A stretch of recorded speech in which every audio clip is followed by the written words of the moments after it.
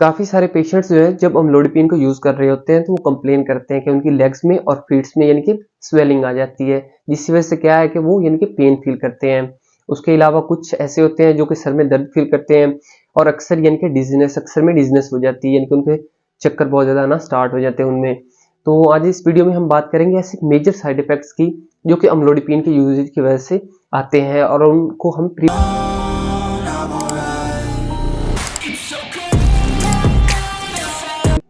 Amlodipine को हम नॉर्वेस के नाम से भी जानते हैं, जो कि मोस्टली हम हाई ब्लड प्रेशर को कंट्रोल करने के लिए इस्तेमाल करते हैं और दूसरी हार्ट प्रॉब्लम्स और स्ट्रोक के चांसेस को भी कम करने के लिए हम एम्लोडिपिन का यूज करते हैं। इससे क्या होता है कि ये जो बेसिकली एम्लोडिपिन है वो कैल्शियम चैनल ब्लॉकर है, जो क्या करती है, जो हमारे हार्ट के मसल्स हैं और हमारी ब्लड वेजल्स हैं उनके यानी कि ना उनमें कैल्शियम के लेवल को ब्लॉक करवा देती हैं, जिससे क्या होता है कि जो हमारी ब्लड वेजल्स हैं वो डायलेट हो जाती हैं और रिलैक्स कर जाती हैं और अल्टीमेटली हमारा जो ब्लड प्रेशर है वो नॉर्मल की तरफ आना स्टार्ट हो जाता है। उसके अलावा इसकी जो डोजेज की बात करें रेगुलर, वो हम डेली बेस पे 2.5 mg से लेकर 5 mg तक हम यूज कर सकते हैं अकॉर्डिंग टू द कंडीशन। अगर तो हम इसके जो पॉसिबल इफेक्ट्स हैं वो हमें 15 डेज तक नहीं मिलते, यानी कि हमारा ब्लड प्रेशर नॉर्मल नहीं होता, तो हम इसकी जो डोज है उसको इंक्रीज करके 10 मिलीग्राम यानी कि जो मैक्सिमम डोज है वो यूज कर सकते हैं 10 mg तक। उससे क्या है कि इसके जो बेटर इफेक्ट्स हैं वो अपेयर हो जाएंगे, बट जिसके जो साइड इफेक्ट्स हैं वो भी इससे यानी कि जनरेट हो सकते हैं, क्योंकि ये जो इसके साइड इफेक्ट्स हैं वो मोस्टली डोज डिपेंडेंट है। अगर हम एम्लोडिपिन की डोज इंक्रीज करेंगे तो ज्यादा चांसेस हैं कि ज्यादा से ज्यादा। तो बात करते हैं जी एम्लोडिपिन के साइड इफेक्ट की। जो मोस्ट कॉमन साइड इफेक्ट है एम्लोडिपिन का वो है एडिमा। 10% यानी कि पेशेंट्स जो होते हैं वो एडिमा फील करते हैं। उसमें क्या होता है जी, जो पेशेंट की लेग्स और फीट्स होते हैं उनमें फ्लूइड रिटेंशन की वजह से स्वेलिंग हो जाती है, जिसकी वजह से क्या होता है कि जो पेशेंट है वो पेन फील करता है, पेन सेंसेशन बहुत ज्यादा हो जाती है फ्लूइड रिटेंशन की वजह से। तो ये एक मेजर काज है एम्लोडिपिन का। इसमें क्या है कि ये इफेक्ट जो है एम्लोडिपिन का ये डोज डिपेंडेंट है। अगर हम एम्लोडिपिन की डोज को इंक्रीज करेंगे तो ज्यादा चांसेस है कि पेशेंट को एडिमा। जो सेकंड नंबर पे एम्लोडिपिन का साइड इफेक्ट है वो है हेडेक। इसमें क्या है, जो पेशेंट हमारा है वो बायलेटरल पेन फील करता है। अबाउट 7% जो पेशेंट है उनमें ये एडवर्स इफेक्ट मोस्टली कॉमन है। उसमें क्या होता है, जो पेशेंट है उसको टेंशन हेडेक हो जाता है। उसके अलावा नंबर थर्ड पे बात करें तो उसमें फटीग आ जाती है, यानी कि जो पेशेंट है वो बहुत ज्यादा सुस्त हो जाता है। उसके बाद उसमें वीकनेस आ जाती है और कभी कभी ऐसा होता है कि वो सारा सारा दिन यानी कि सोया रहता है। 5% पेशेंट जो है वो यानी कि फटीग को शो करते हैं एज एडवर्स इफेक्ट है। और उसके बाद आता है नोजिया।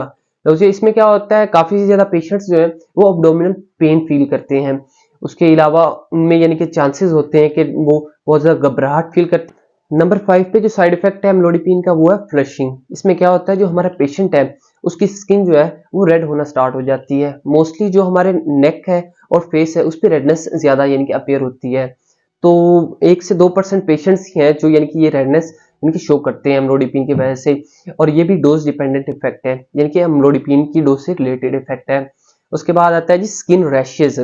उसमें क्या है कि हमारी स्किन पे डिफरेंट यानी कि जगह पर पैचेस बन जाते हैं रैशेज के। उससे क्या होता है कि धब्बे नुमा टाइप यानी कि रैशेज जनरेट हो जाते हैं रेड टाइप के।